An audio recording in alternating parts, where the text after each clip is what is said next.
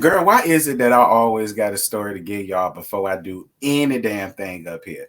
Do y'all know I spent the last 5 minutes and 15 seconds of my life trying to get this green screen together because of this damn background? Like, it is just too damn much, child. I'm going to have to find another background to use for them because, child, they color clashes with my color, they clothes clashes with my clothes, and then it clashes with this, like it's kind of doing right now. And it's just a lot. But whatever. We ain't here to talk about that. Y'all don't give two flying pumpernickels about that. And I'm not about to bore y'all with that.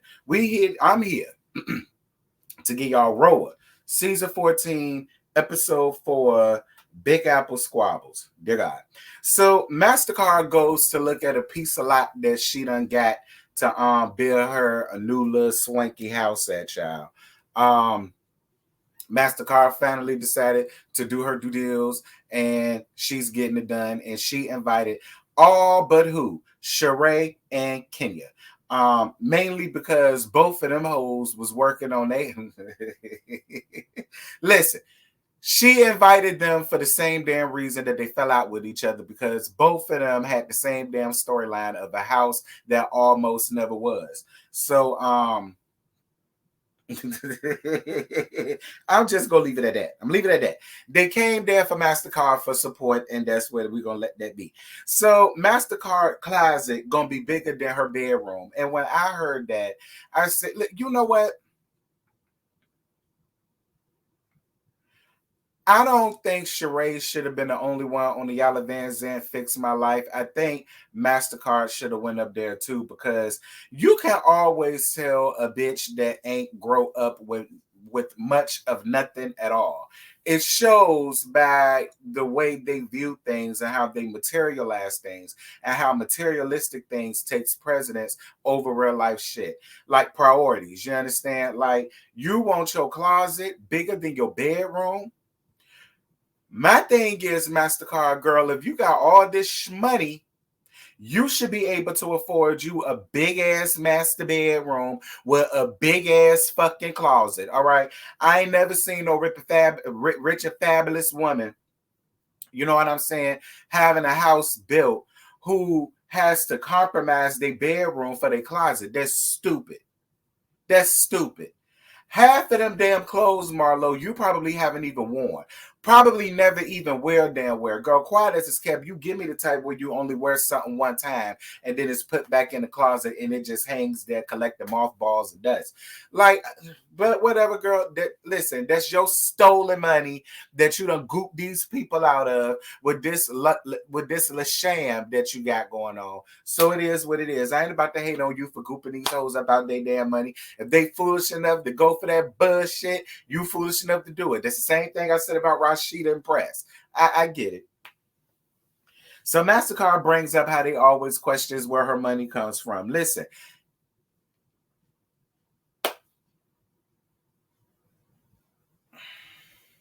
My thing is, MasterCard, you be in everybody else's damn business. But then when the minute somebody wants to come and pry into yours, you got the nerve to have a damn attitude. I don't understand how that goes.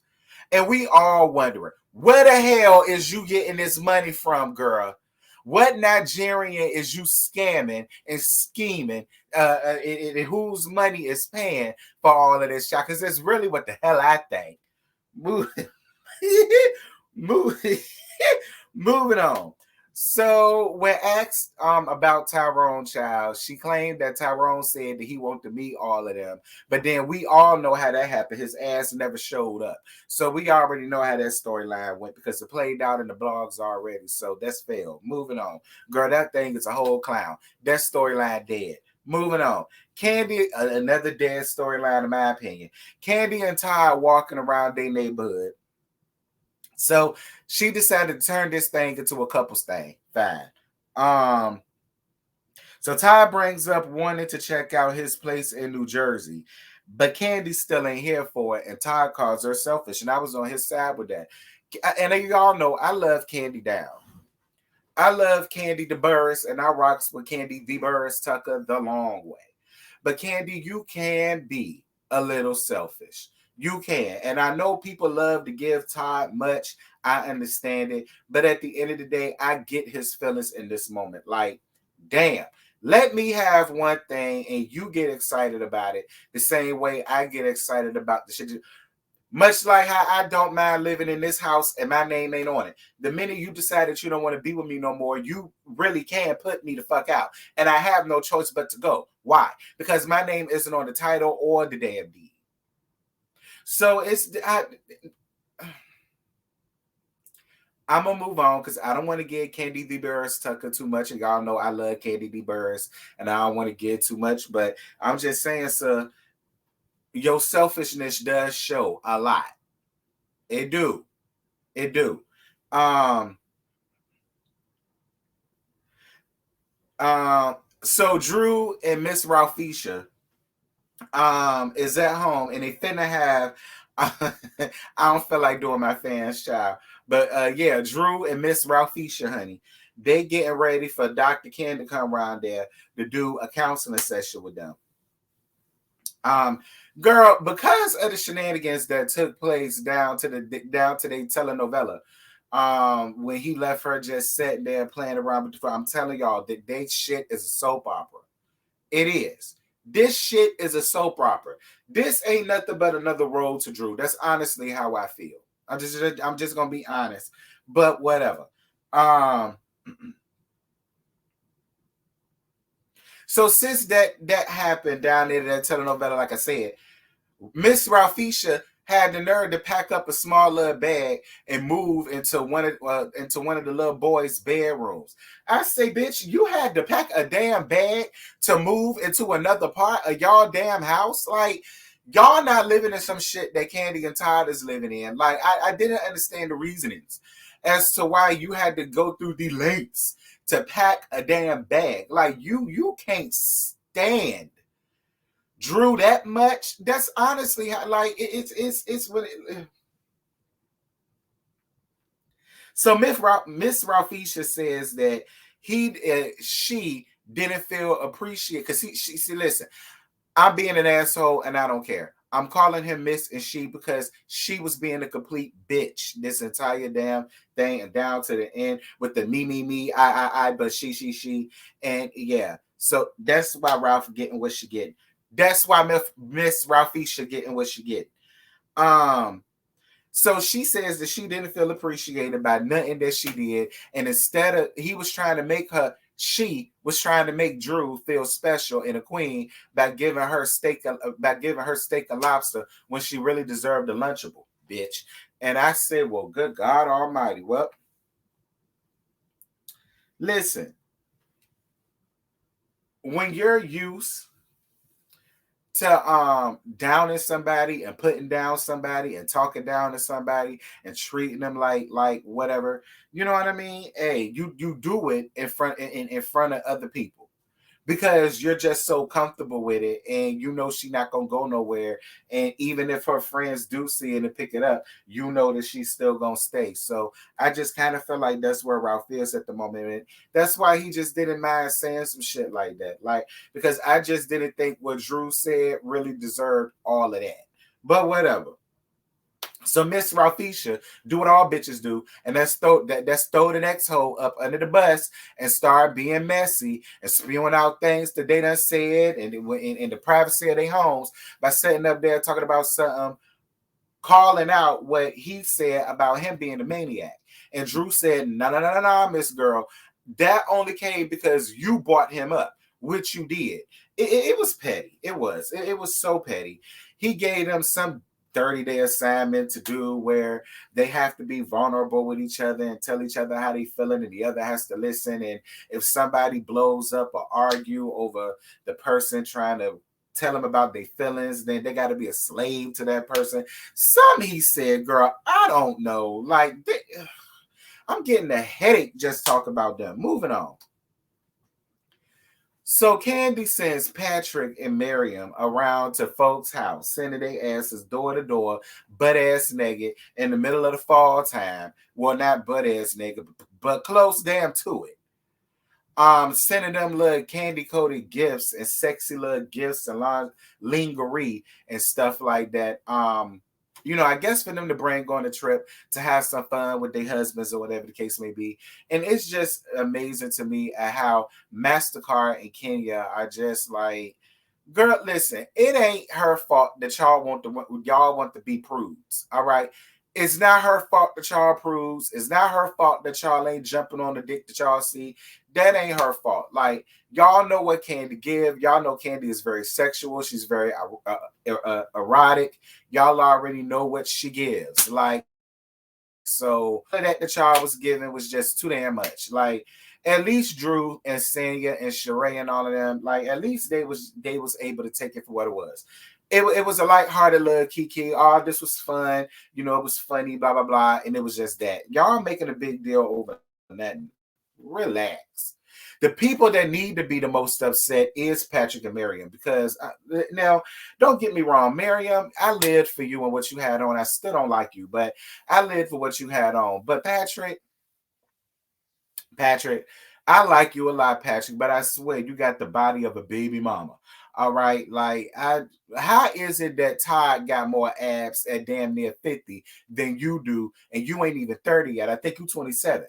Todd 48. Todd more defined. They got more definition of abs and stuff like that.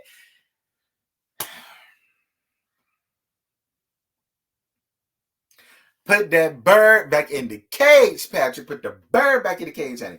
So all of the couples meet down at Candy house because Candy got them a Sprinter bus because they like to come late. And so to keep it, ain't nobody gonna be late. Ain't nobody got to miss the plane. Ain't nobody got to catch no other plane to get there because they was late. She decided to rent a Sprinter van, and all of them was gonna ride to the damn airport together. I was down for it. Why not? So Kenya feels a way about Candy not telling her ahead of time that this was a couple's trip, considering that she's single. Kenya, girl, Team Twirl, sit down. All right, Team Twirl, sit down, girl. Okay, please sit down. First and foremost, you are not the only woman that's there that is single. All right, Sheree coming, you may as well say she's single. You single. MasterCard coming, she's single. You may as well say Drew single. To let Anthony to let messy scheming ass snake in the grass ass Miss Anthony tell it. Drew may as well consider herself single. So it's just like, girl, you're not the only one. Relax. And besides, you're not gonna be single. Just call Miss Marquina Daly Everlasting. Okay, just call her. She up here, so you not finna be by your lonesome. Anyway, so Candy agrees to see Todd's condo. I don't give a damn about that condo. We're gonna move on. So they finally made it to the hotel. They made it to New York and all that good stuff. So now they do the contest for who's gonna get the best penthouse suite. They gave it to Kenya after they was talking about their most erotic sex stories or whatever the case may be. Most craziest place they had sex or whatever. Everybody gave their stories. Kenya gave the most elaborate one. It was a lie, but they went on ahead and gave it to Kenya because at least she put much more thought in her lie than MasterCard did. Because all MasterCard had to say was, listen, I used to fuck for change. Okay.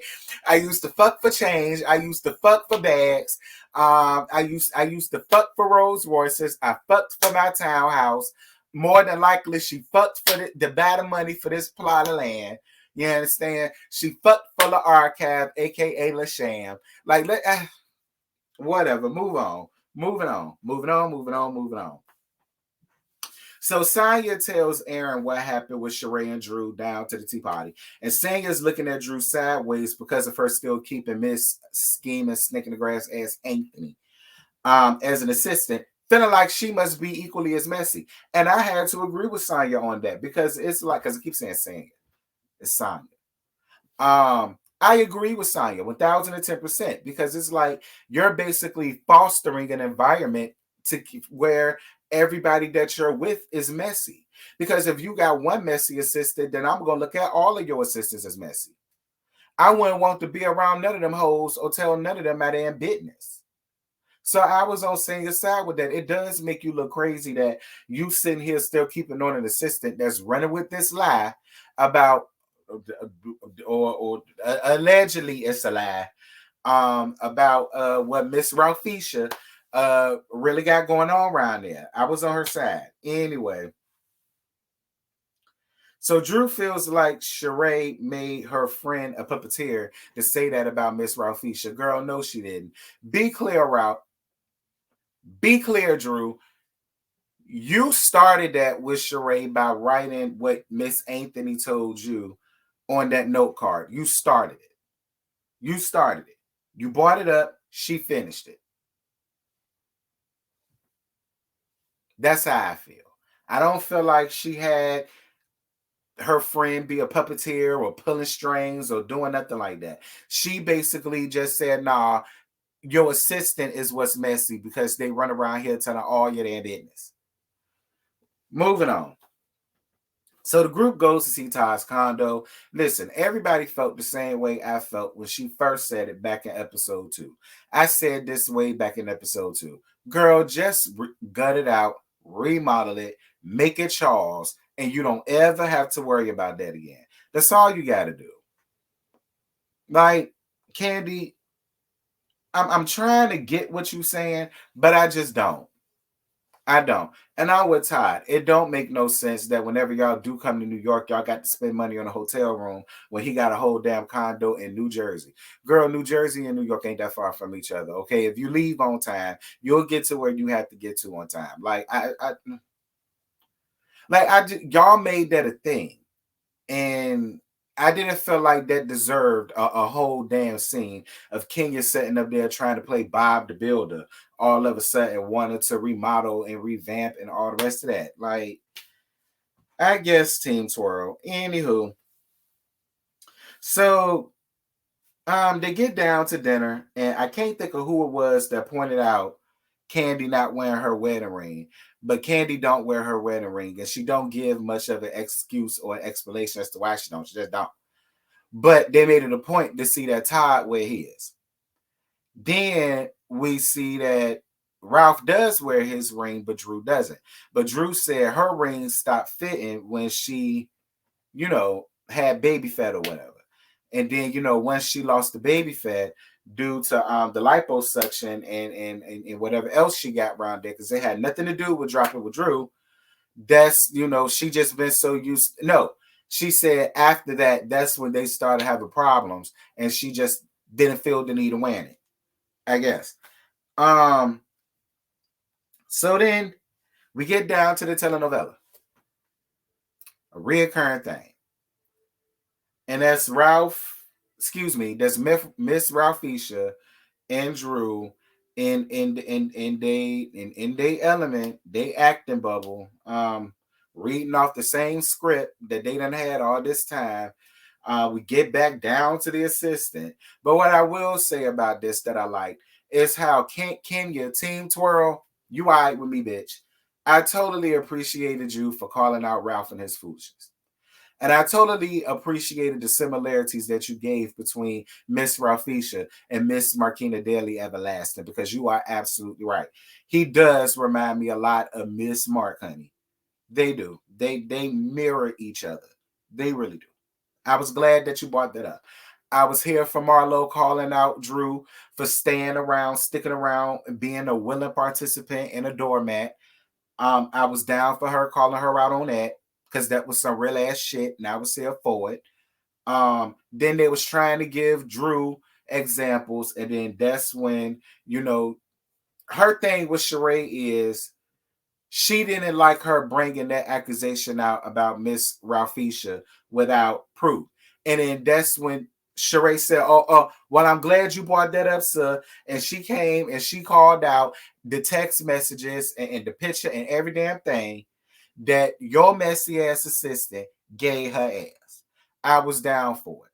And that was the end of the episode. This episode was better than it was last week. I will say that. It was better than it was last week. I was here for the women being on Drew's side, but also being able to call Drew out on her foolishness as well. It looked like next week Sonya finna get down to the bottom of what's really going on with Drew and her foolishness as it pertains to Sheree and that whole Anthony thing. I get it. We finally about to get down to Sheree and Tyrone and the breakdown of that. I guess she can't call Tyrone no more and tell him come on and help him. Child. Anyway, that's it. That's all I got, girl. Be on the lookout tomorrow, 11 o'clock a.m. for the last gag of Roa on the second channel. The link of the second channel is in the description box, as well as the pinned comment down in the comment section below. Okay, as always, the first pinned comment that y'all see. All y'all got to do is click on it. It'll take you right there. Go on ahead and set your reminders for tomorrow morning at 11 o'clock on the second channel for the last gag of Roa. Also, you're going to be doing the same for Tuesday morning at 11 o'clock for Basketball Wives for the Let's Gag of that. And until next time, you guys, I'm going to holler at y'all soon.